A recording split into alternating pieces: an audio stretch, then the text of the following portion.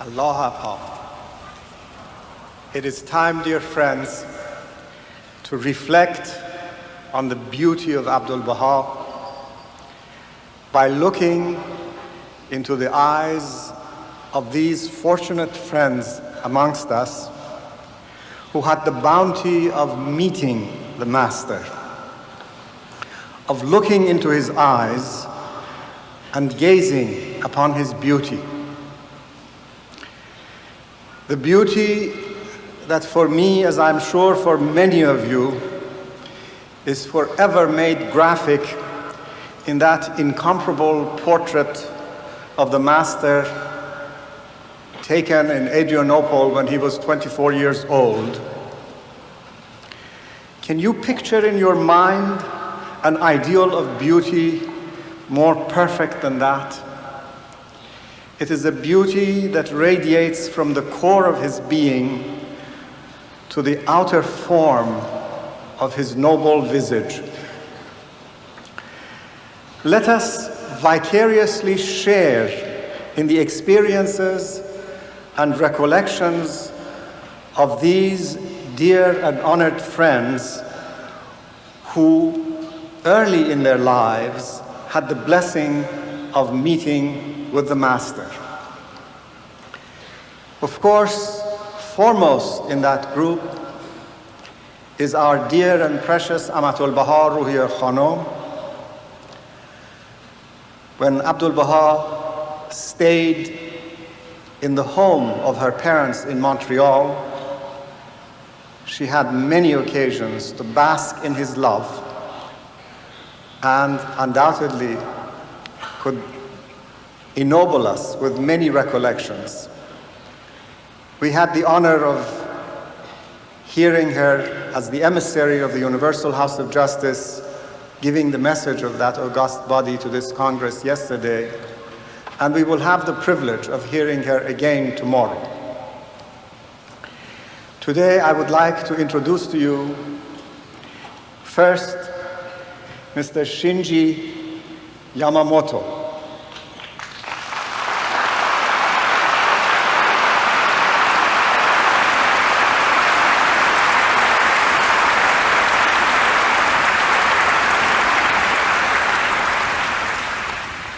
His true name, given to him by Abdu'l-Baha, is Hussein. His father was the first Japanese Baha'i.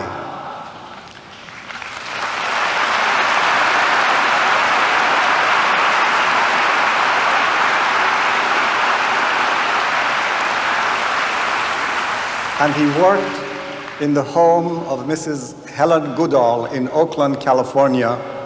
And on the occasion of the Master's visit to Mrs. Goodall's house, this name was bestowed upon Mr. Yamamoto, and he had the blessing of sitting on the Master's lap.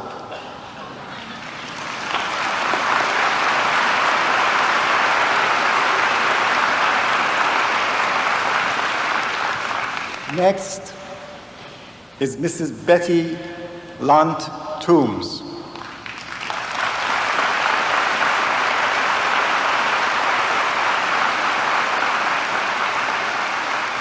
who as an infant was raised by Abdu'l-Baha in his arms, and he whispered something in her ears. She says to this day, no one has been able to tell her what it was, and she is looking forward to meeting the Master again and asking him to repeat what he said.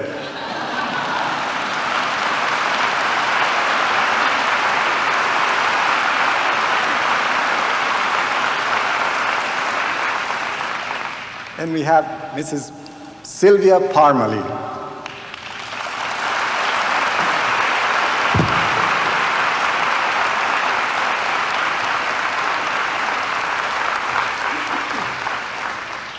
At the age of 12, in the year 1920. She had the bounty of being on pilgrimage, and she's going to tell us something of her recollection.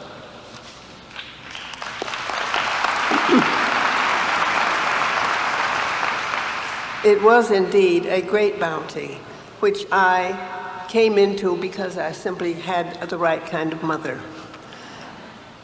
My mother wished very, very much to see the master, and so we went to Haifa in 1920.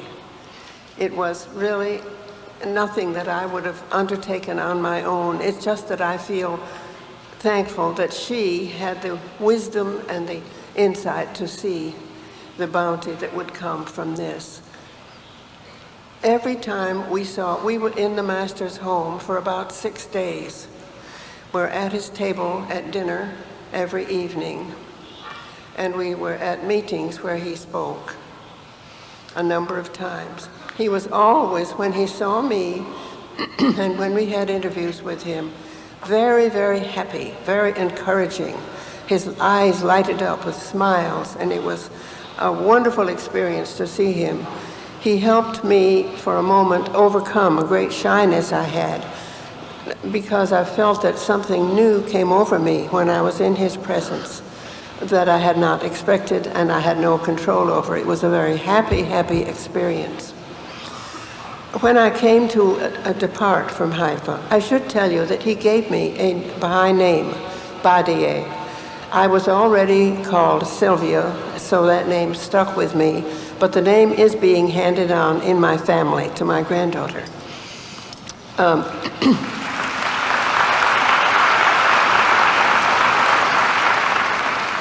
When we had the final evening and before we left, I remember so clearly how he spoke to me, and he said, Sylvia Badie, very good. Kaylee Koob, I believe he said.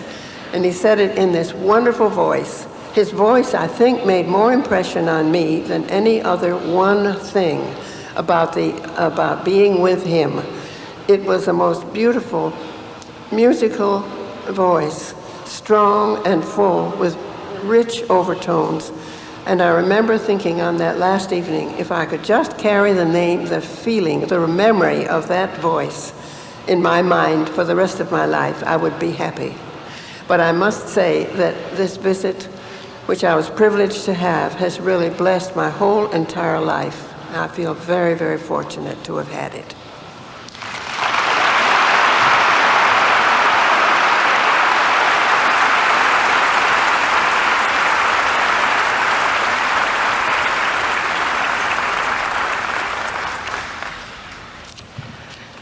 And next is Mrs. Bahia Randall Winkler,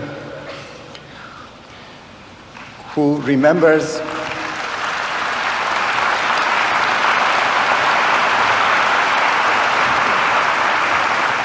the master coming to their home when she was 5 years old. Thank you very much. However,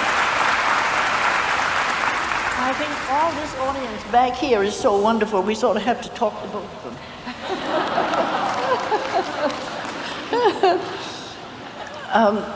them. This story of a little girl who was 5 years old and with the master has been requested for this program. We lived in a very big house, and my favorite place in the house was the bottom of step in a long flight of stairs going up to the second story. And I used to sit there all the time, and then I could see everything going on the first floor. I liked it. I was not very fond of adults. I liked my mother and father, I loved them. But no other adults really entered into my childhood existence. I looked at all the others, and it was always suspicion in my mind because they were always saying no. And this day, it was just the same. I was sitting on the bottom step, and my nurse called down and said, Margaret, you must come upstairs and change your dress. A very important person is coming. I said, no. I didn't intend to do it at all. And we argued back and forth a bit, And then suddenly, everything changed. It was as if there was sunshine around me, all around me. And I looked, and there was nothing coming in the windows, but here I was, feeling as if I was in the most beautiful sunshine. And it began to change me, you see, and I got a better disposition. And I said to the nurse, my nurse, I'll come and change my dress. So I went upstairs and I put on my best dress with the blue sash, and I asked for a pencil and paper. And she gave it to me, and then I scribbled on it. Then I went downstairs, and we waited for Abdul Baha, and when he came and walked in the front door, I realized that here was the sunshine. I had felt it long before he came to the house, my blessing. And then he went out through the house and out onto a porch where my mother was lying, dying of tuberculosis, and he healed her immediately. Then he came back in the house, and he stood by the library door, and he said, the house is a beautiful house, but someday it will become a beautiful home. Now, all the time that he was talking to my father, he was sort of looking at me, you know, with a twinkle in his eye, and he was saying little things to me. It was a silent conversation, but I felt, oh, here is somebody who loves even naughty little girls. And then I said to myself, and I felt him sort of saying this to me, you see, I really did come to see you as much as your mother.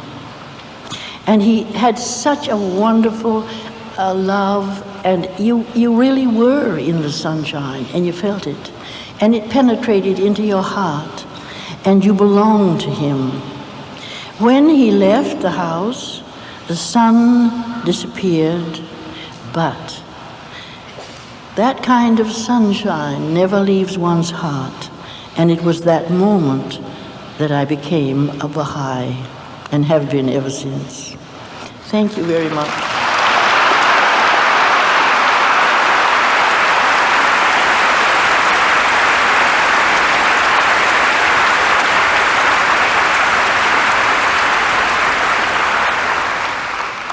And Mr. Aziz Yazdi.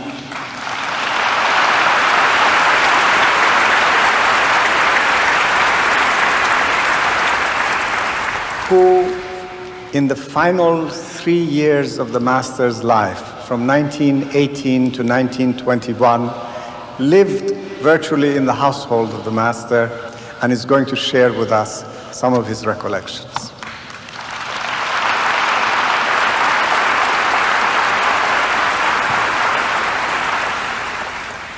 Allah of our friends.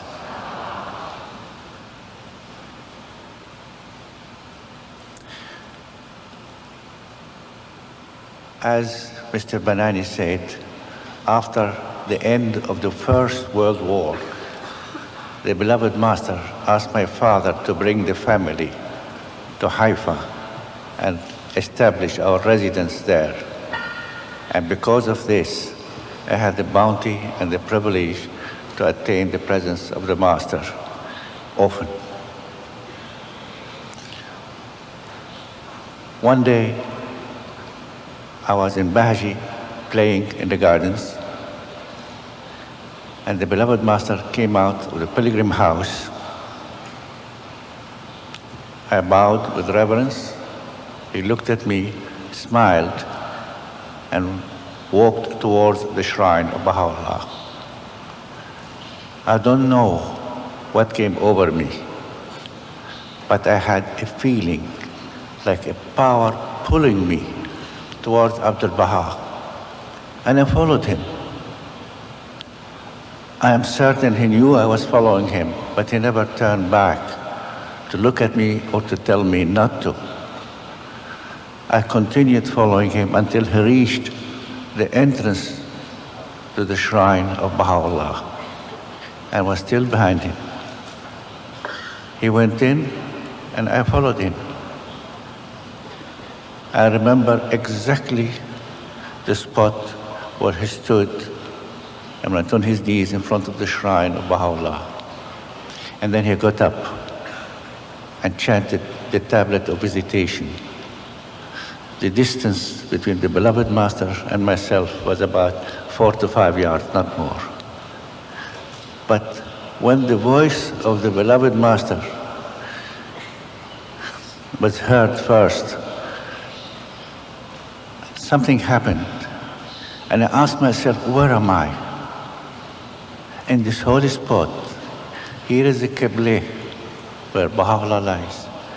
And here is the beloved master chanting the tablet of visitation. And I'm the only one witnessing that. This is nothing but the grace, the bounty, and generosity of Abdul Baha.